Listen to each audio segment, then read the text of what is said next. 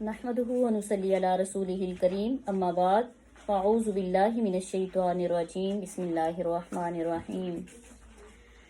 या अय्युहल्लज़ीना आमनू, ए लोगो जो ईमान लाए हो, ला तदखुलू बुयूतन गैर बुयूतिकुम, अपने घरों के सिवा दूसरों के घरों में दाखिल ना हुआ करो।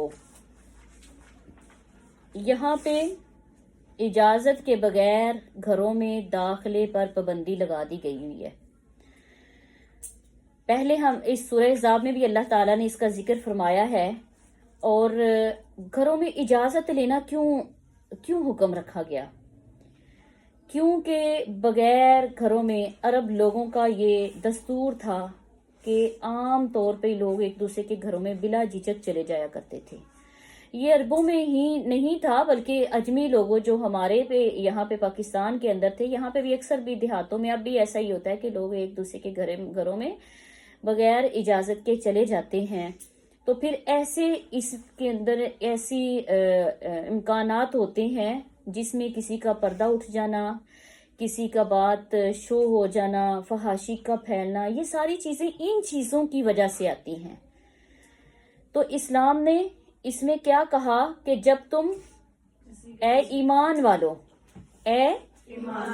अच्छा एक बात और छोटी सी समझ ले, इसमें मुसलमान में और ईमान वाले में क्या फर्क है? कोई बता सकते हैं? मुसलमान वो होता है जो सिर्फ कलमा पढ़ के इस्लाम कबूल कर ले, और मोमिन उसे कहा जाता है जो अल्लाह ताला की आखिरी किताबों पर, अल्लाह ताला की किताबों पर, आसमानी किताबों पर ईमान रखे, फरिश्तों पर ईमान रखे और क़यामत के दिन पर ईमान रखे। वो तो सारा ईमान लाना इस्लाम लाने में ही हो जाता है ना। अल्लाह ताला ने जो हुक्म बताए हैं उन पर अमल करने वाला। वेरी गुड, शाबाश, माशाल्लाह, अल्लाह मजीद फजील।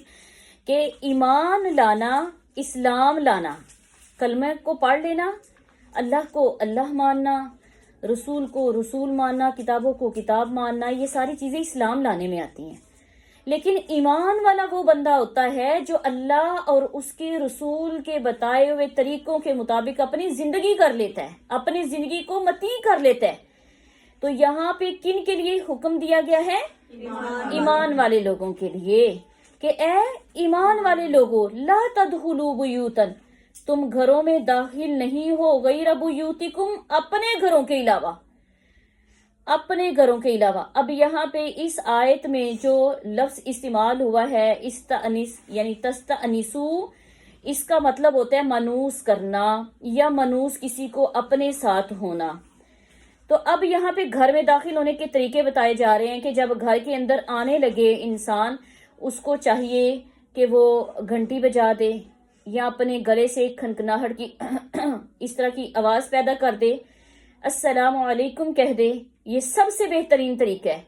या फिर दूर से ही थोड़ा सा ऊंची आवाज से बोल दे कि अगले बंदे को पता चल जाए कि कोई अंदर आ रहा है और वो अपने आप को समेट ले, सीधा कर ले, अगर तो वो किसी और हालत में है। तो यहाँ पे एक सवाल ये है कि गैर बुयूतिकुम, अलावा अपने घरों में, इससे क्या मुराद है? सवाल ये पैदा होता है कि अपने घर से क्या मुराद है? तो इसके मफहूम में जवाब ये आता है कि अपने घर से मुराद वो घर है जहां पे उसके बीवी और बच्चे हों। अपने, क्योंकि अहले बैत अल्लाह के रसूल की बीवियों को कहा जाता है। और आम तौर पे भी हमारे मुआशरे के अंदर भी ये बात चलती है कि अगर कोई मर्द आए ना, तो हमने अपने बुजुर्गों को देखा कि वो हाल पूछते हो ना, तो कहते हैं ना क्या हाल है आपका, घर वाली दा की हाली, पूछते हैं ना। तो अगर कोई लड़की है तो उसे पूछते हैं घर वाले दा की हाली। पता चला कि जो जोज होता है ना, ये जो रिश्ता है मियाँ बीवी का, ये घर वाले, इससे मुराद यही होते हैं। तो इस्लाम ने ये कहा है कि अगर मियाँ अपने घर में खामद आ रहा है तो अपनी बीवी के घर में आ रहा है, तो फिर वो बगैर इजाजत लिए भी दाखिल हो सकता है। ठीक है। और यहाँ तक कि अपनी माँ और बेटियों तक के घरों में दाखिल होने से पहले इजाजत जरूरी है। ठीक है। माँ जो है वो अहले बैत में नहीं आती, क्योंकि उनसे इजाजत के लिए अला बिन यसार कहते हैं कि एक शख्स ने रसूलुल्लाह सल्लल्लाहु अलैहि वसल्लम से पूछा کہ کیا میں گھر جاتے وقت اپنی ماں سے بھی اجازت لے کے جاؤں؟ تو آپ نے فرمایا ہاں کیوں نہیں. تو وہ بولا کہ میں تو گھر میں اس کے ساتھ رہتا ہوں. تو آپ نے پھر بھی فرمایا کہ کیا تو یہ مناسب سمجھتا ہے کہ تو اپنی ماں کو ننگا دیکھے؟ اس نے کہا نہیں. تو آپ نے فرمایا پھر اجازت لے کے جاؤ. بات کرنے کا حدیث کا مقصد یہ ہے کہ اگرچہ ماں کے سر سے دوپٹہ اترا ہوتا ہے، کوئی ہم کسی کے گھر میں بلا جھجک چلے جاتے ہیں. فار ایگزامپل آپ ایک گھر کے اندر رہ رہے ہیں، ایک ہی گھر ہے آپ کا، اس میں ایک چچی کا ایک روم ہے، ایک کا ایک ہے. آپ کسی کے روم میں ایسے ہی انٹر ہو جاتے ہیں، وہ کپڑے چینج کر رہی ہو تو، کنگھی کر رہی ہو تو، اس کا دوپٹہ سارا ہی اترا ہو تو، یہ ساری چیزیں تو چھپانے والی ہیں نا. لیکن ہمارے معاشرے میں یہ ساری چیزیں عام سی لی جاتی ہیں. عموماً یہ چلتا ہے کہ دوپٹے اتار کے سائڈوں پہ رکھ کے پھر کام کیے جاتے ہیں. تو یہ چیزیں اسلام نے اجازت لینا اس لیے رکھا ہے کہ جس نے اپنا آپ سمیٹنا ہے وہ سمیٹ لے. یہ اسلام ہی ایک ایسا دین ہے جس نے عورت کو یہ سکھایا کہ کوئی کام اس طرح سے اریانی کی حالت میں یا کوئی کسی بھی حالت میں ہوتا ہے تو ایک جب کسی کے روم میں جائے تو دروازہ ناک کر کے جائیں، سلام لے کے جائیں. بہترین طریقہ یہی ہے، دور سے کہہ دیں السلام علیکم. اگر تو اسلام کا جواب آ جائے، اگر تو سلام کا جواب آ گیا تو پھر ہاں ہے، اگر نہیں آیا 3 دفعہ لیں اور واپس چلے جائیں. کیوں؟ اللہ نے کہا کہ حتی تستأنسوا، یہاں تک کہ تم ان پر سلام اجازت لے لو، وتسلموا علی اہلہا. اور اسلام نے کیا بتایا کہ اجازت لینے کا بہترین طریقہ کیا ہے؟ سلام پھیرے، سلام کریں آپ ان کے اوپر، یہاں تک کہ تم ان کے اوپر سلام کر لو. ذالکم خیر لکم، یہ تمہارے لیے بہتر ہے. لعلکم تذکرون، تاکہ تم نصیحت حاصل کرو. ہمارے گھروں کے اندر نا یہ معاملات نہیں. ہم بھابھیوں کے روم میں جا رہے ہوتے ہیں تو ڈائریکٹ سیدھا ادھر سے، پھر کچھ لوگوں کی عادت ہوتی ہے دروازہ نہ کیے ساتھ ہی اندر. بھائی کسی کو تھوڑا سا موقع تو دے سنبھلنے کا. کوئی لیٹا ہوگا، کپڑا جب لیٹا ہوتا ہے انسان کپڑا آگے پیچھے ہو جاتا ہے تو کوئی حالت بھی ہو سکتی ہے. دروازہ نہ کریں، پھر اس کے بعد کچھ دیر ٹھہر کے سلام لیں، سلام کا جواب آ جائے، بھائی آ جائیں اندر، کون ہے آ جائیں اندر، تو آپ پھر اندر جا سکتے ہیں. یہی اسلام نے طریقہ سکھایا ہے اور دستور بھی یہی ہے، اور انسانیت بھی اسی کے ہی اندر ہے. اس میں کوئی جو انسان اس طرح کے غیر جو وہ طریقے کرتا ہے نا، تو اس کو یہی لوگ کہتے ہیں کہ تمہیں کوئی تمیز نہیں ہے اندر آنے کی یا بات کرنے کی یا پوچھنے کی. تو یہ ایک انسان کو عجیب سا لگتا ہے جب کوئی اس طرح کا کام کرتا ہے. تو اسلام نے جو پہلو اور انسان کو سکھائے ہیں وہ سب سے عظیم ہیں. فرمایا کہ تم یا تو ان سے اجازت لے لو یا پھر ان کے گھر والوں پر سلام کر لو، یہ تمہارے لیے بہتر ہے. لعلکم تذکرون، تاکہ تم اسے یاد رکھو، اس پر عمل کرو. اچھا، فَإِن لَمْ تَجِدُوا، کیونکہ اب یہاں پہ ایک سوال یہ پیدا ہوتا ہے کہ اجازت لینا ضروری کیوں رکھا گیا. تو وہی بات ہے کہ سم ٹائم گھر کے اندر بیٹھے ہوتے ہیں، موسٹلی لوگوں کی اجازت ہوتے ہیں، عموماً لوگوں کی یہ نیچر ہوتی ہے کہ وہ لوگوں کے گھروں میں شام کو جاتے ہیں. اب شام کو کیا مسئلہ ہوتا ہے، سب مرد گھر والے گھر میں آئے ہوتے ہیں، کھانے پہ سب بیٹھے ہوتے ہیں، کوئی کسی بات کے متعلق ڈسکس ہو رہی ہوتی ہے، اور اوپر سے اب مہمان آ کے تو وہ اندر جو ہے وہ سارا معاملہ ڈسٹرب ہو گیا. کوئی مشورہ کسی بات کا کر رہا تھا، کوئی ایسی بات چل رہی ہوتی ہے جس کے متعلق ہم نہیں چاہتے کہ ہماری کوئی بات دوسروں تک پتہ چلے، ہمارے گھر سے باہر جائے.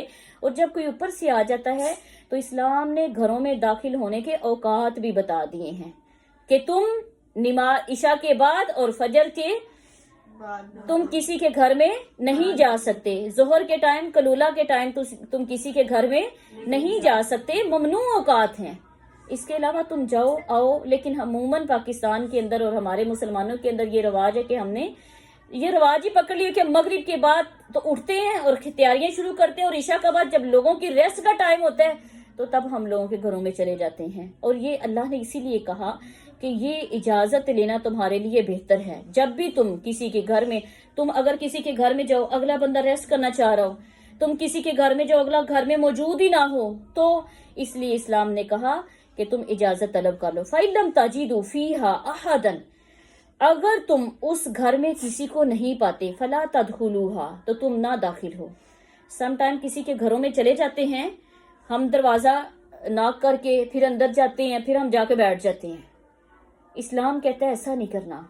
دروازے پہ جاؤ، دروازے پہ دستک دو، ایک دفعہ دو، دو دفعہ دو، تین دفعہ دو، جواب نہیں آیا تو واپس آ جاؤ. ہاں پھر یہ بھی نہیں کرو. کیوں؟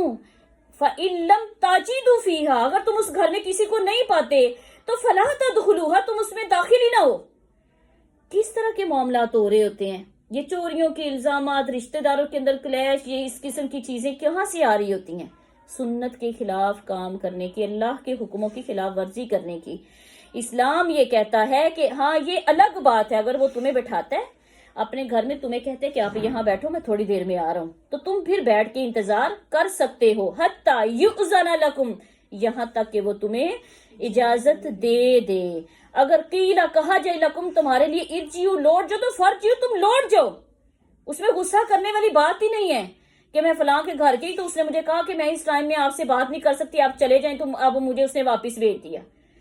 اب اس میں ہم کیا کرتے ہیں؟ اپنی انسلٹ کو فیل کرتے ہیں، جبکہ اسلام پہلے کہہ رہا ہے کہ اجازت لے کے جاؤ، اگلے سے رابطہ کر کے جاؤ، ٹائم مقرر کر لو ایک، اور بغیر اجازت نہ جاؤ گی تو اس طرح کے مسئلے نہیں بنتے. ہاں اگر تم چلے گئے ہو، اس کا بات کرنے کا ٹائم نہیں ہے، موڈ نہیں ہے، ریسٹ میں کر رہا ہے، بیمار ہے یا وہ گھر نہیں ہے، اس نے کہا تم چلے جاؤ تو واپس لوٹ جاؤ، اس میں حرج نہیں ہے. ہوا ازکا لکم، یہ تمہارے لیے بڑی پکیزہ بات ہے، اس میں تمہارے لیے پکیزگی ہے، تمہاری عزت ہے اس کے اندر، کہ تمہیں ایک بندے کے تم دیکھتے ہو اس کا موڈ دیکھ رہے ہو تو اس نے نہیں بات کی تو نہ صحیح. ابو سعید خدری کہتے ہیں کہ میں انصار کی ایک مجلس میں بیٹھا ہوا تھا. ابو موسیٰ اشعری آئے اور یوں معلوم ہوتا تھا کہ وہ بڑے ڈرے ہوئے گھبرائے ہوئے تھے. تو کہنے لگے کہ میں سیدنا عمر کے ہاں گیا تھا تو میں نے 2-3 دفعہ اجازت مانگی، انہوں نے مجھے اجازت نہیں دی تو میں لوٹ گیا. پھر مجھے سیدنا عمر رضی اللہ تعالیٰ عنہ نے پوچھا کہ تم کھڑے کیوں نہ رہے، تم کھڑے رہتے تو وہ انتظار کیوں نہ کیا؟ تو ابو موسیٰ اشعری کہنے لگے کہ میں نے 3 بار اجازت مانگی اور آپ نے نہیں دی تو میں لوٹ آیا، کیونکہ میں نے آپ صلی اللہ علیہ وآلہ وسلم کا یہ فرمان سنا تھا کہ تم میں سے کوئی شخص اگر کسی کے گھر میں داخل ہو تو اسے اجازت نہ دی جائے تو وہ واپس چلا جائے. سیدنا عمر رضی اللہ تعالیٰ عنہ کہنے لگے کہ اللہ کی قسم تجھے اس حدیث کے اوپر کوئی گواہ پیش کرنا ہوگا، تم نے یہ حدیث اللہ کے رسول سے سنی بھی ہے کہ نہیں سنی؟ سیدنا ابی بن کعب کہنے لگے کہ اللہ کی قسم تمہارے ساتھ وہ آدمی شہادت دے گا جو چھوٹی عمر کا تھا. اب یہ راوی کہنے لگے کہ میں چھوٹی عمر کا تھا، میں ابو موسیٰ اشعری کے ساتھ گیا اور سیدنا عمر رضی اللہ تعالیٰ عنہ کو بتایا کہ مجھے رسول اللہ صلی اللہ علیہ وآلہ وسلم سے یہ میں نے اس بات کو سنا ہے کہ اللہ کے رسول علیہ الصلوۃ والسلام نے فرمایا کہ جب تم کسی کے گھر جاؤ 3 دفعہ اجازت مانگو، تو اگر تمہیں اجازت نہ ملے تو تم واپس لوٹ آؤ. تو ایک تو اس میں یہ ظاہر ہوتا ہے کہ اللہ کے رسول علیہ الصلوۃ والسلام کا فرمان ہے، اور دوسری بات اس میں یہ بھی ہے کہ سیدنا عمر رضی اللہ تعالیٰ عنہ کا یہ طریقہ یہ نہیں تھا کہ وہ صحابی کو جھوٹا سمجھتے تھے یا نہیں، کیونکہ وہ ایک بندے کی گواہی پر، خبر واحد پر یقین نہیں کرتے تھے جب تک گواہ اس حدیث کے اوپر پیش نہ ہو جائے. تو اسی لیے سیدنا جابر کہتے ہیں کہ میں آپ کے پاس قرضہ لینے کے سلسلے میں بات کرنے کے لیے گیا، تو میرے والد پہ جب میں بات کرنے کے لیے حاضر ہوا تو جو میرے والد کے اوپر قرضہ تھا نا اس کے متعلق میں نے اللہ کے رسول علیہ السلام سے ڈسکس کرنی تھی. میں نے دروازہ کھٹکھٹایا تو آپ صلی اللہ علیہ وسلم نے پوچھا کون؟ تو میں نے کہا میں. آپ نے فرمایا میں کون؟ تو میں نے پھر اپنا نام بتایا. اللہ کے رسول علیہ السلام نے اس بات کو برا سمجھا. دیکھیں اسلام ہمیں کتنے ادب کے طریقے سکھا رہا ہے. ہم اکثر یہ ایسا ہوتا ہے کسی کے گھر میں جائیں کون، وہ کہتی ہے میں ہوں، میں تو مینوں کی پتہ ہے میں کیڑی میں، تو اپنا نام ظاہر کیا جائے. ٹھیک ہے، کہتے ہیں اجازت حاصل کرنے کا طریقہ یہ بھی ہے. ایک طریقہ یہ ہے کہ دروازہ کھٹکھٹا کے تو دروازے کے سینٹر میں کھڑے نہیں ہو جانا. اگر دروازے کے سینٹر میں کھڑے ہوں گے تو اجازت لینے کا کیا مقصد ہے؟ یعنی آپ نے دروازہ کسی نے کھولا ہے نا آپ کے لیے، تو اب دروازہ کھولے آپ سینٹر میں کھڑے ہیں، ساری نظر تو آگے پڑ گئی، اجازت لینے کا کیا فائدہ؟ ہمارا دین ہمیں یہ سکھاتا ہے دروازہ کھٹکھٹانے کے بعد ایک سائڈ پہ کھڑے ہو جائیں. جب تک تمہیں اجازت نہیں ملتی، وہ تمہیں اندر آنے کے لیے نہیں کہتا، تب تک تم اس کے گھر نہیں جا سکتے. یہ طریقہ اسلام نے بتایا ہے. آپ نے فرمایا جب نگاہ اندر چلی گئی، بندے کی ڈائریکٹ نظر اندر چلی گئی، تو اجازت کا کیا مقصد ہے؟ دوسری حکم پہ آپ نے فرمایا نظر بازی کی وجہ سے ہی تو اللہ نے تمہیں اجازت لینے کا حکم دیا ہے، اور نظر کسی کے گھر کے اوپر ڈالنا، جھانکنا بہت بڑا گناہ ہے۔ آپ صلی اللہ علیہ وآلہ وسلم نے فرمایا کہ کوئی شخص تمہارے مکان میں جھانکے اور تم کینکر مار کے اس کی آنکھ پھوڑ دو، تمہارے پر کوئی گناہ نہیں ہے۔ یعنی اکثر لوگوں کی عادت ہوتی ہے کہ ایک دوسرے کے کمروں کے اندر آنکھ لگا کے دیکھ رہے ہوتے ہیں، دروازوں میں سے آنکھیں لگا کے دیکھ رہے ہوتے ہیں، تو خفیہ طریقے سے کسی کو دیکھ رہے ہوتے ہیں۔ تو اللہ کے رسول علیہ الصلوۃ والسلام نے فرمایا یہ چیز بہت بری ہے، اگر تمہیں اس طرح کا معاملہ دیکھو تو کنکر مارو، اس کی آنکھ ہی پھوڑ دو، تمہارے اوپر کوئی گناہ نہیں ہے۔ تو ایسی بد نظر شخص کی اگر آنکھ پھوڑ بھی دی جائے تو اس کا قصاص نہیں ہے۔ اس لیے اسلام نے کہا کہ فلا تدخلوها، یہاں پہ ہم نے پڑھا تھا پیچھے کہ اسلام نے کہا ہے ہوا ازکا لکم، یہ تمہارے لیے پاکیزہ ہے کہ تم اجازت لے کے جاؤ، واللہ بما تعملون علیم، جو تم عمل کرتے ہو اللہ اس کو جانتے ہیں۔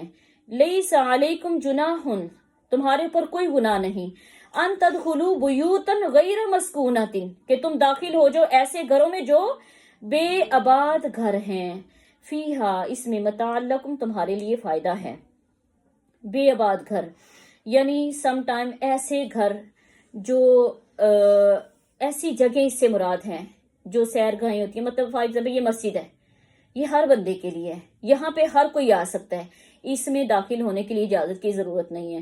ایسے ہوٹلز وغیرہ جہاں پہ ہم ریسٹورینٹس وغیرہ میں جاتے ہیں تو وہاں پہ اجازت کی ضرورت نہیں ہوتی، وہاں پہ عام اور خاص سب کے لیے وہ جگہ ہیں، تفریحی جگہ ہیں یا پھر اس طرح کے کوئی مقام۔ اور پھر ایسی جگہیں جو کسی نے گھر بنا کے چھوڑ دیا ہو جہاں پہ کوئی رہتا ہی نہیں ہے، اب اس گھر کے اندر تمہیں کوئی کام ہے، فار ایگزامپل کوئی کھلی سی جگہ پڑی ہے تو وہ کسی کے فائدے کے لیے نہیں ہے، تو اب کسی نے وہاں پہ اپنے لوگوں کو بٹھانا ہے، کوئی فنکشن کرنا ہے، کوئی وہاں پہ کوئی فوتگی وغیرہ ہو جاتی ہے، تو ایسی جگہیں استعمال کی جاتی ہیں، وہاں پہ اجازت کی ضرورت نہیں ہے۔ اور اس کے علاوہ یا پھر ایسے کوئی گھر جو غیر آباد ہوتے ہیں جن کو لوگ چھوڑ کے چلے جاتے ہیں، وہاں پہ گھاس وغیرہ اگاتی ہے، تو اللہ نے کہا ہے کہ متاع لکم، اس میں تمہارے لیے فائدہ بھی ہو، تم اس جگہ کو استعمال کرنا چاہتے ہو، تم وہاں سے گھاس کو کھیڑنا چاہتے ہو تو تم ایسے کام کر سکتے ہو جس کا کوئی مالک نہیں ہے۔ واللہ یعلم، اور اللہ خوب جانتے ہیں، ما تبدون، جو تم ظاہر کرتے ہو، وما تکتمون، اور جو تم چھپاتے ہو۔ کل للمؤمنین یغضوا من ابصارہم، اللہ اکبر، یہ بڑا اہم مسئلہ ہے۔ اللہ نے کہا کل کہہ دیجئے، للمؤمنین، مومن مردوں کے لیے، یغضوا، وہ نیچی رکھے، من ابصارہم، اپنی آنکھیں، ویحفظوا فروجہم، اور اپنی شرمگاہوں کی حفاظت کریں۔ نگاہ پست رکھنے کا حکم جیسے مومن مردوں کو ہے ویسی ہی عورتوں کو ہے، کیونکہ دوسری آیت کے اندر ہی ساتھ ہی اللہ نے کیا کہہ دیا ہے، کل للمؤمنات یغضضن من ابصارہن۔ تو اسی نیچی نگاہ رکھنے کا یہ مطلب نہیں کہ چلتے وقت پوری طرح اتنی نظر نیچے کر لو کہ ٹھڈے پہ لگن، نظر ہی کچھ نہ انسان کو، تو یہ مطلب نہیں ہے۔ مطلب یہ ہے کہ تم رستے میں جا رہے ہو تو تم ادھر ادھر دیکھنے کی بجائے فلاں لڑکی کیسی جا رہی ہے، فلاں لڑکا کیسا ہے، تو یہ چیزیں اسلام نے کہا ہے کہ کسی مرد کی کسی غیر عورت پر اور کسی غیر عورت کی کسی غیر مرد کے اوپر نظر نہیں پڑنی چاہیے۔ اتفاقاً نظر پڑ لے تو اسے ہٹا لے، اگر دوسری دفعہ آپ نے ارادتاً آپ نے دوبارہ سے اس کو جھانک کے دیکھا تو اس نظر کو، اس کا دیکھنے کا حساب دینا ہوگا۔ ایک دفعہ رسول اللہ صلی اللہ علیہ وآلہ وسلم نے سیدنا علی رضی اللہ تعالیٰ عنہ سے فرمایا، پہلی بار کی نظر تجھے معاف ہے، اتفاقاً پڑ جائے، لیکن اس کے بعد کی تجھے معاف نہیں ہے۔ یہ اتفاقاً نظر پڑ جانے کے پھر بعد اسے دیکھتے نہیں رہنا چاہیے بلکہ اپنی نظر کو ہٹا لینا چاہیے۔ آپ صلی اللہ علیہ وآلہ وسلم نے یوں بھی فرمایا کہ نظر بازی آنکھوں کا زنا ہے، آنکھوں کا زنا ہے نظر بازی، نظر کے ساتھ دیکھنا۔ اب آپ خود بتائیں، ہمارے معاشرے کے اندر عموماً جو عورتیں ہیں، جو لڑکیاں ہیں، وہ دوسرے مردوں کو بلیم کرتی ہیں کہ دیکھا اسے، وہ آنکھیں پھاڑ پھاڑ کے دیکھ رہا تھا، میرا یہ سوال ان لڑکیوں سے پیدا ہوتا ہے کہ وہ تمہیں آنکھیں پھاڑ پھاڑ کے دیکھ رہا تھا، تمہیں کیسے پتا کہ وہ آنکھیں پھاڑ کے دیکھ رہا تھا؟ تم نے دیکھا تو تمہیں پتا چلا کہ وہ بھی دیکھ رہا تھا، نظر مل گئی۔ جب نظر مل گئی تو پھر کام تو خراب ہو گیا نا۔ اسلام کہتا ہے اگر ایک طرف سے نظر نیچی ہوگی نا تو دوسری طرف سے خود بخود نیچی ہو جائے گی۔ عموماً لڑکیوں کی عادت ہوتی ہے، خود پردہ کی ہوتی ہیں، منہ ڈھانپا وہ ہوتا ہے سارا، اور پھر دوسروں کو کہہ رہی ہوتی ہیں، خود پردے میں ہوتی ہیں اور چاروں طرف جھانک رہی ہوتی ہیں اور کہتی ہیں کہ مرد پھر ہماری طرف مرد دیکھتے ہیں۔ بھئی کیوں؟ ایک عورت کے لیے جائز ہے تو مردوں کے لیے جائز نہیں ہے؟ یا پھر مرد خود دیکھتے ہیں تو بھی عورتوں کو کہیں کہ یہ ہماری طرف نہ دیکھیں؟ اسلام نے دونوں کے لیے کہا ہے، لیکن عورت کا مسئلہ یہ ہے کہ عورت ہمیشہ مردوں کو بلیم کرتی ہے کہ دیکھا نا آنکھیں پھاڑ پھاڑ کے دیکھ رہا، کس طرح سے وہ دیکھ رہا تھا۔ بھئی تم کیوں دیکھ رہی ہو اس کی طرف؟ تم نہ دیکھو، وہ دیکھتا ہے تو دیکھتی جائے، اس نے اپنا حساب دینا، تم نے اپنا دینا، تم اپنی لائن پہ سیدھی چلو۔ اسلام نے دونوں طرف حکم دیا ہے کہ پہلی دفعہ، اب دیکھیں نا فار ایگزامپل کوئی کسی دوست کی شادی ہوتی ہے، ہم اس کی شادی پہ جاتے ہیں تو کیا ہوتا ہے، لڑکا دوست کا وہ دلہا ہے اور جو سہیلیاں ہوتی ہیں پاس سے وہ اس کی تعریفیں کیے تھکتے جا نہیں رہی ہوتی، بار بار اسے کہتی ہیں بہت پیارا ہے، بہت ہینڈسم ہے، یہ ہے وہ ہے۔ اب ایک غیر محرم کی تعریف کرنا کیا آپ بتائیں اس عورت کے لیے مناسب ہے؟ ایک دفعہ کہہ دیا اللہ نے اسے خوبصورت بنایا ہے، وہ خوبصورت شکل و صورت والا ہے، بس ٹھیک ہے، بات ختم۔ اب ایک دفعہ بار بار اسی بات کو دہرانا، فلاں شخص ہے بہت خوبصورت ہے، وہ فلاں ہے تو وہ بہت خوبصورت ہے، تو اسلام نے اس چیز سے بھی منع کی ہے۔ یہاں پہ نظر کی پاکیزگی، زبان کی پاکیزگی نہیں رہتی، نظر سے دیکھا اور زبان سے بار بار اقرار کرتی جا رہی، یہ دونوں چیزیں اس میں ملوث ہو گئی نا۔ تو ان چیزوں سے ہمیں بچنا چاہیے، غیر محرم عورت کی تعریف کرنا یا غیر محرم مرد کی تعریف کرنا، اسلام نے اس چیز سے منع فرمایا ہے۔ اس لیے اللہ کہتے ہیں کہ یا ایھا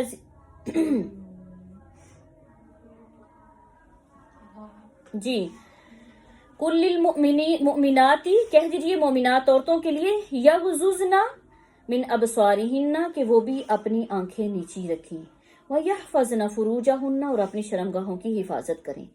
یہاں پہ دو مسئلے مردوں کے لیے بھی اکٹھے ہیں اور عورتوں کے لیے بھی اکٹھے ہیں۔ اچھا مجھے یہ بتائیے، جو یہ کہتے ہیں کہ منہ دا پردہ کو نہیں، اکھاں چ حیا ہونی چاہیے، ویسے اللہ نے کتنی قریب کی دو چیزیں بیان کی ہیں، آنکھوں کو اور شرمگاہ کو، یہ دونوں اتنے قریب ترین فتنے ہیں۔ جب منہ ڈھانپا جاتا ہے تو ساتھ آنکھوں میں بھی حیا لانی چاہیے۔ منہ کا پردہ اللہ نے رکھا ہے نا، تو آنکھوں کا پردہ یہی ہے کہ اپنی آنکھیں نیچی رکھیں، ٹھیک ہے۔ پہلے دور کے اندر، صحابہ کرام کے دور کے اندر اس طرح کے نقاب نہیں نہ ہوتے تھے، وہ اس طرح کے گھونگھٹ نکال کے آگے پھینک دیتی تھی تاکہ ہماری آنکھیں بھی کسی کو ظاہر نہ ہوں۔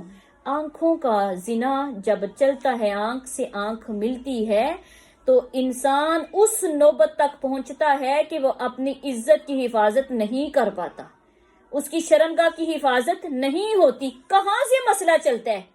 اللہ تیرے قرآن سے صدقے جاؤں، جہاں سے کام شروع ہوا تو نے وہاں سے لے کے جہاں پہ کام کا اینڈ ہوتا ہے تم نے وہاں تک اللہ دو لفظوں میں بات کو ختم کر دیا کہ آنکھ کا حفاظت کرنا اتنا ضروری ہے۔ اگر انسان کی آنکھ بچ گئی تو وہ خود اس کی شرمگاہ بھی بچ گئی، تو اگر آنکھ ہی نہ بچی تو اس کی شرمگاہ کی حفاظت نہیں ہوگی۔ اللہ کے رسول علیہ الصلوۃ والسلام نے نظر بازی سے اجتناب کے ساتھ ساتھ ہی شرمگاہ کی حفاظت کا ذکر فرمایا ہے، جس کا مطلب ہے کہ شرمگاہ کی حفاظت کے لیے نظر کا بچنا انتہائی ضروری ہے۔ یہاں پہ ایک حدیث میں اس طرح سے آتا ہے کہ آنکھ کا زنا نظر بازی کا زنا ہے، اور زبان کا زنا فحش کلامی، غلط باتیں، گندی باتیں، یہ زبان کا زنا ہے، اور آدمی کا نفس زنا کی خواہش رکھتا ہے۔ جب انسان کے نفس کے اندر زنا کی خواہش آتی ہے نا، تو پھر شرمگاہ ان سب قسموں کے زنا کی تصدیق کر دیتی ہے، بعد میں پھر ایک ہی کام رہ جاتا ہے نا۔ تو فرمایا سہل بن سعد کہتے ہیں کہ ایک شخص نے دروازے کے سوراخ سے آپ علیہ الصلوۃ والسلام کے حجرے میں جھانکا اس وقت آپ کے ہاتھ میں ایک ایسی لکڑی تھی یا ایک ایسی سلائی تھی، تیز دھار تھی، جو آپ اکثر اسے خارج کیا کرتے تھے. آپ نے فرمایا کہ اگر مجھے معلوم ہو جاتا کہ یہ مجھے دیکھ رہا ہے، جھانک رہا ہے، تو میں تیری آنکھ میں وہ سلائی مار کے تیری آنکھ ہی پھوڑ دیتا. یعنی یہاں پہ بار بار اللہ تعالیٰ آنکھ کی بات کر رہے ہیں. تو پتہ چلا کہ آنکھ کی حفاظت کس قدر ضروری ہے. مرد کو دیکھیں، اس کے فیس کی طرف دیکھ کے بات نہ کریں، اپنا دھیان نیچے کر لیں، اپنا ذہن ایسے اپنے جو ہے وہ اپنی نظر نیچی رکھیں. بات کریں مقصد کے لیے کریں، لیکن اپنی نظر نیچی رکھیں. اسلام نے نیچی رکھنے کا حکم دیا. فرمایا وَلَا يُبْدِينَ زِينَتَهُنَّ، اور اپنی زینت کو ظاہر نہ کریں، إِلَّا مَا ظَهَرَ مِنْهَا، مگر جو خود بخود ظاہر ہو گئی. یہاں پہ زینت سے مراد کون سی زینت ہے؟ حجاب سے مراد یہاں پہ وہ زینت جو کہ انسان کے بدن کے اوپر ہوتی ہے. عورت کی چہرہ اس کے لیے ضروری ہے اور ہاتھوں کو ڈھانپنا ضروری ہے. انسان کے چہرے میں جائیں تو سب سے زیادہ خوبصورت اس کا چہرہ ہے عورت کے لیے، اور اس کے چہرے کو ہی دیکھ کے اگلے بندے کو تسلیم کیا جاتا ہے یہ کیسی ہے کیسی نہیں ہے. اور دوسرے نمبر پہ اس کے جسم کی باڈی ہے، اس کی چھاتی ہے جس کو وہ چھپا کے رکھے. یہ عورت کی زینت ہے، یہ عورت کی جسم کی خوبصورتی ہے، اور اسلام نے اسے ڈھانپنے کا حکم دیا ہے. اور جتنا اسلام نے اس کو ڈھانپنے کا حکم دیا ہے نا، عورت نے اسے اتنا ہی کھلا چھوڑ دیا ہے. اگر عورتیں دوپٹہ لیتی ہیں تو ان کے دوپٹہ لینے کا سٹائل بھی کچھ اس طرح سے ہوتا ہے. یعنی یہاں سے وہ حجاب کو اپنے کو اوپر کی طرف فولڈ کر لیتی ہیں، اور جو چیز چھپانے والی تھی وہ پھر شو ہو رہی ہوتی ہے. تو یہاں پہ کیا اللہ نے کہا ہے کہ سر اپنا ڈھانپ کے رکھو. زینت سے مراد عورت کے لیے وہ حصہ ہے جو زیادہ اس کی زیب و زینت کا باعث بنتا ہے. تو یہاں پہ وہی بات دوبارہ میں بیان کر رہی ہوں کہ جو لوگ یہ کہتے ہیں کہ جسم کا پردہ ہے، منہ کا پردہ نہیں، میرا ان بہنوں کے لیے یہی پیغام ہے کہ جب میری ماں فاطمہ عائشہ صدیقہ رضی اللہ تعالی عنہا پیچھے رہ گئی تھی قافلے سے، تو جب وہ اسی طرح سے وہاں پہ سو گئیں، اور جب صفوان بن معطل آئے، انہوں نے اِنَّ لِلَّهِ وَإِنَّا إِلَيْهِ راجعون کا کلمہ پڑھا، تو فوری طور پہ سب سے پہلا کام جو تھا وہ تیری میری ماں نے کیا کیا تھا؟ چہرے کو ڈھانپا تھا. اگر چہرہ اسلام میں پردے کے اندر ضروری نہ ہوتا تو تیری میری اماں پہلا یہ کام نہ کرتی. تو اس لیے پردہ اسلام میں عورت کے ہر بدن کے حصے کا پردہ ہے. ہر عضو کا حصہ جو ہے وہ عورت کا چھپنا چاہیے. عورت کا جب مانا ہی پردہ ہے تو وہ پھر چھپے کیوں نہ، وہ کیوں ظاہر ہو دوسروں کے لیے. یہاں پہ اسلام نے کہا ہے الا ما ظہر منہا، یعنی جو کچھ ظاہر ہو جائیں. تو اب اس سے مراد کیا لیا جاتا ہے؟ اس سے مراد وہ ہاتھ ہیں جو عورت نے کام کرنا ہوتا ہے گھر کے اندر، اس نے کھانا پکا کے دوسروں کے آگے رکھنا ہوتا ہے، یا اس کے پاؤں ہیں جو وقتاً جو ہے وہ ظاہر ہو بھی جائیں، جو کام کاج کے لیے جو ایک نہیں چھپائی جانے والی چیز. ظاہری بات ہے ان کے اوپر گلوز پہن کے کام تو نہیں ہو سکتا نا. تو یہ ایسی چیزیں ہیں جو کچھ ظاہر ہو بھی جائیں تو کوئی مسئلہ نہیں ہے. آگے او ابنائہن، اب کس سے؟ ابنائہن اپنے بیٹوں سے، ابنائی بعولتہن یا پھر شوہروں کے بیٹوں سے، او اخوانہن یا پھر بھائیوں سے، او بنی اخوانہن یا پھر اپنے بھتیجوں سے. کیا بات ہے؟ پیچھے سے چھوڑ گئی ہوں.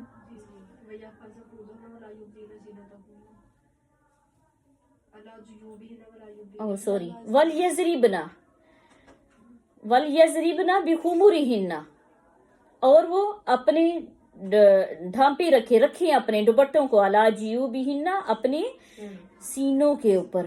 قرآن نے واضح لفظ ڈال دیے نا، قرآن نے واضح طور پہ کہہ دیا نا کہ وہ اپنے دوپٹے اپنے سینوں کے اوپر ڈال کے رکھیں. اب مجھے آپ یہ بتائیں کہ ایک عورت میرج ہال کے اندر ہے، 50,000 کا رینٹ دے کے وہ لہنگا پہنتی ہے اور سارا لہنگا پیچھے سے صفائی کر رہا ہوتا ہے پورے میرج ہال کی، اور اس کا سینہ ننگا ہوتا ہے، اس کا سینہ. اور پھر ہم ساتھ کیا کر رہے ہوتے ہیں؟ قرآن کو اوپر سے رکھ کے لے کے آ رہے ہوتے ہیں. ایسے ہی ہوتا ہے، ایسے ہی ہوتا ہے.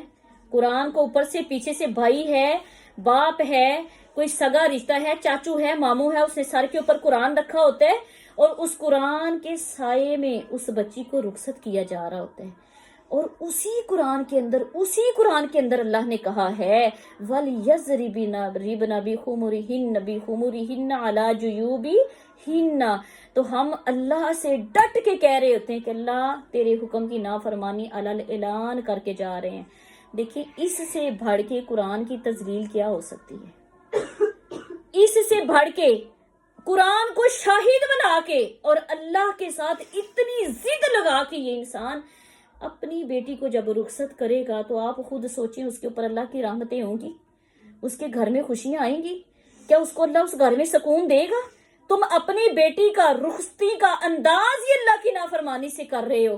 میں کہتی ہوں لوگوں، تم نے اللہ کا حکم ماننا ہے تو مانو، نہیں ماننا تو نہ مانو، لیکن قرآن کی تذلیل تو نہ کرو، قرآن کو گواہ تو نہ ساتھ بناؤ. کل قیامت والے دن کس حالت سے اس قرآن کا فیس کریں گے؟ کس حالت سے اس رب کا سامنا کریں گے؟ کس حالت سے، کس منہ سے اپنے پیغمبر کا سامنا کریں گے؟ آج یہی اللہ کا قرآن کہہ رہا ہے کہ وَلْيَضْرِبْنَ بِخُمُرِهِنَّ عَلَى جُيُوبِهِنَّ. تو ہم نے وہی کام اسی طرح سے اتنا مہنگا لباس اور اتنا بڑا دوپٹہ لے کے اس کا سارا سینہ ہی تو ہم نے ننگا کر دیا ہے اور وہ پھر ان لوگوں کے سامنے ہے. کیا مسلمانوں کی حالت ہے؟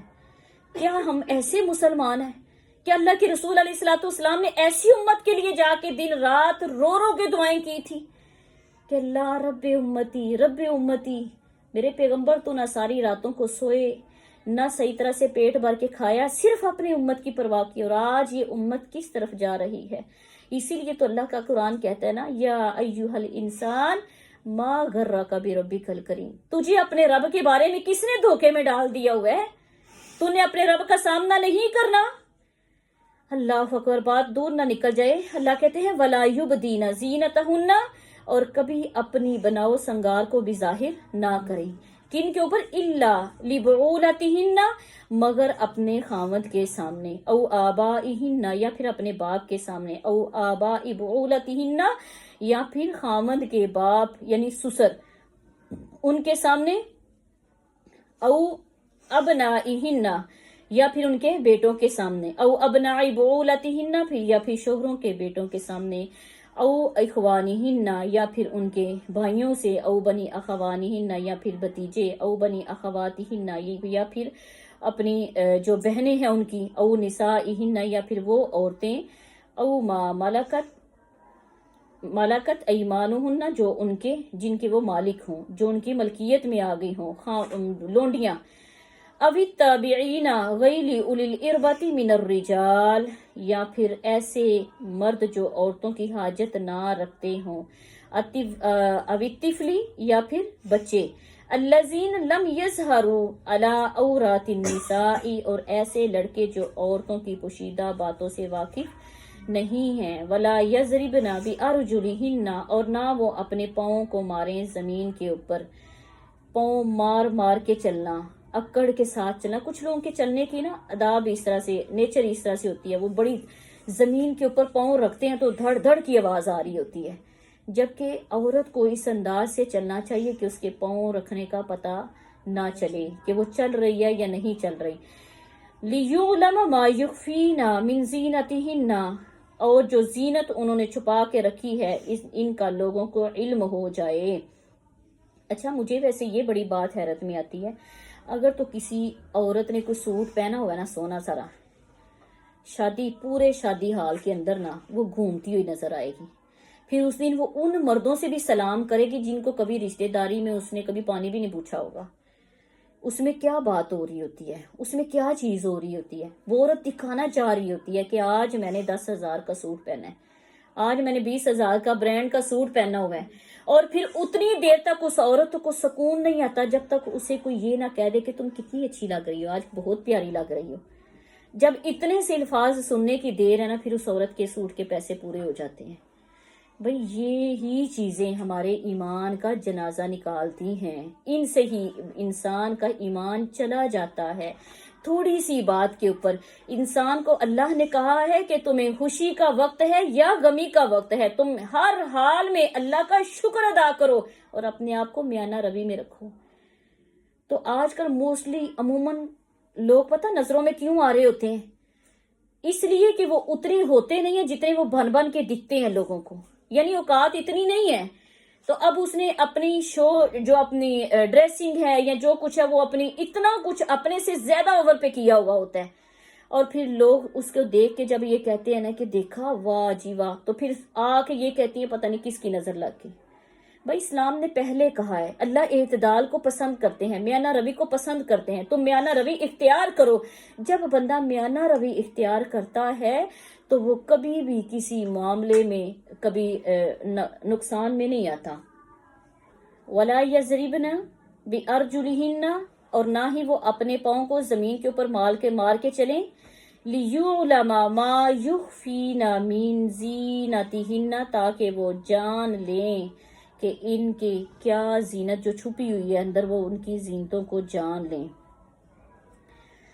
تو یہاں پہ پزیب پہننا، پاؤں کے اوپر اس قسم کا جوتا پہننا یا پھر ایسی چال میں چلنا جس کی وجہ سے مردوں کو یا دوسرے لوگوں کو شو ہو، پتہ ہو کہ یہاں پہ عورت میڈم جا رہی ہے، بڑے اچھے طریقے سے جا رہی ہے، اس کی چال سے بھی بندہ اندازہ کر لے، تو یہ اسلام نے منع کیا ہے. عورت کی چال کی آواز ظاہر نہیں ہونی چاہیے. وَتُوبُوا إِلَى اللَّهِ جَمِيعًا، تم سارے کے سارے اللہ کی طرف توبہ کرو. أَيُّهَا الْمُؤْمِنُونَ، اے مومنو تم سب مل کر، اے ایمان والو، اللہ کے حضور توبہ کر لو.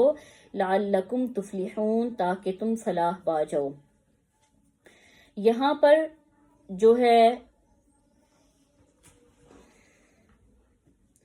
مرد اور عورتوں سب کے لیے اللہ تعالیٰ نے ایمان والے لوگوں کو کہا ہے نا، تو ایمان والے لوگوں میں نہ مردوں کو خاص کیا نہ عورتوں کو، سب کے لیے حکم ہے.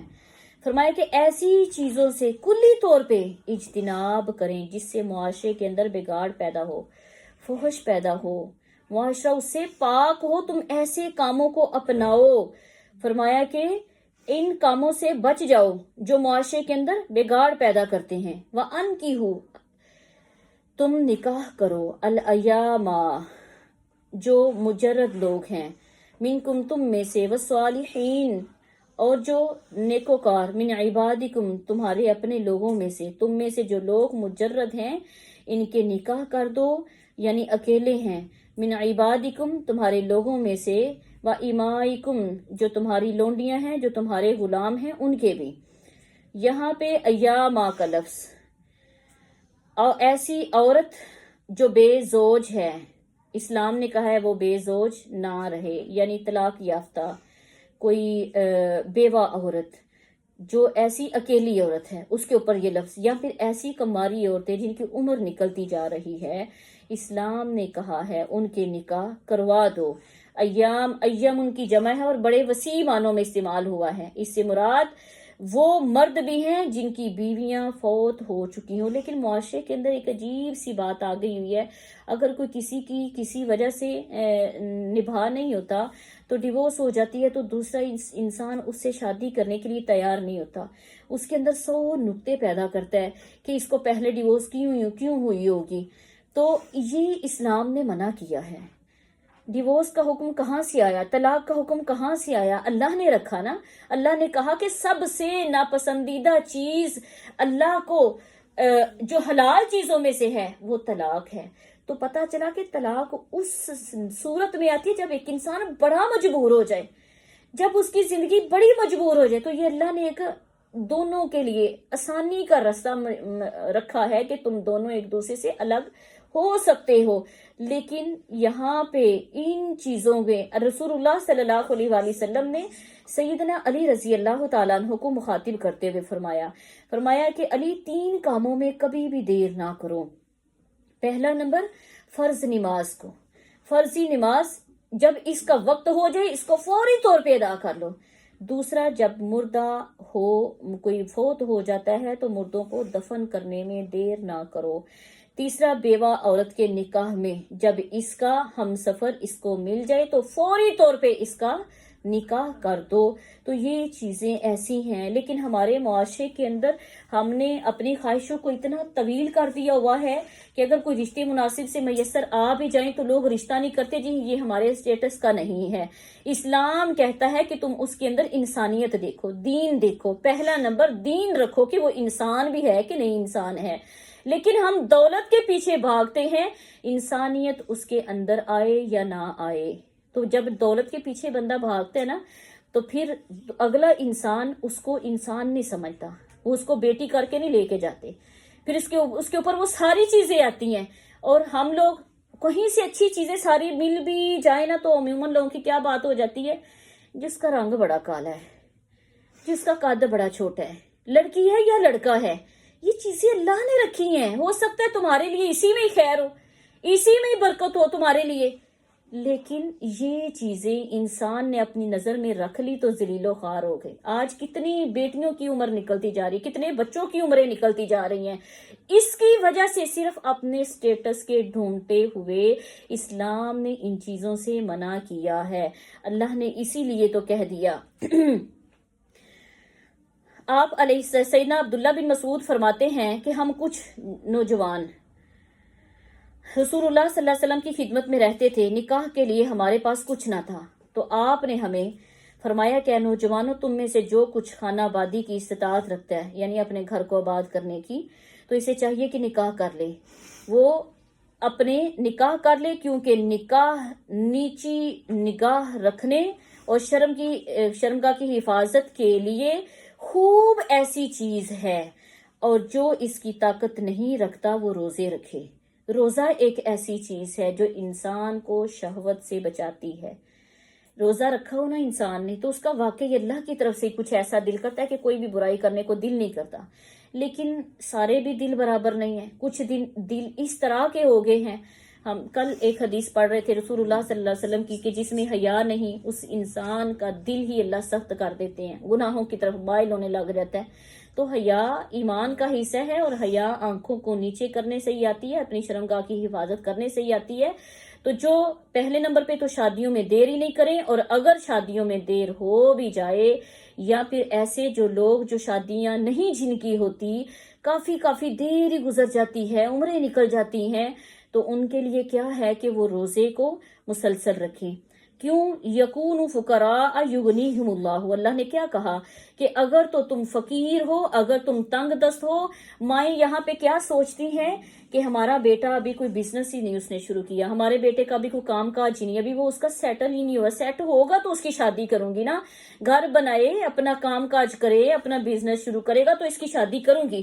اللہ کیا کہتے ہیں کہ تم شادی کرو. یکون فقراء، اگر تم فقیر ہو، نکاح کے قابل ہو نا، تو اگر وہ محتاج ہے تو یغنیہم اللہ، اللہ ان کو غنی کر دے گا، من فضلہ، اپنے فضل سے.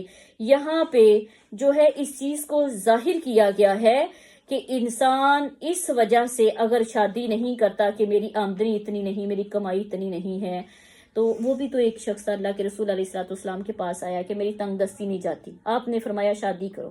وہ حیران ہو گیا، ایک دا خرچہ پورا نہیں ہوتا پھر شادی کرا. آپ نے فرمایا شادی کرو.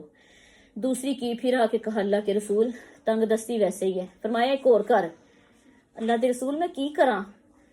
شادی میں مطلب آج کل کی تو بیویاں پکڑ کے رگڑا لگاتی ہیں نا، تو وہ بھی کہنے لگے کہ اللہ کے رسول میرے اخراجات پہلے ہی پورے نہیں ہوتے. آپ نے فرمایا تم شادی کرو. تیسری کر لی، پھر بھی حالات نہیں بدلے. پھر آیا اللہ کے رسول اب کیا کروں؟ فرمایا ایک اور کر.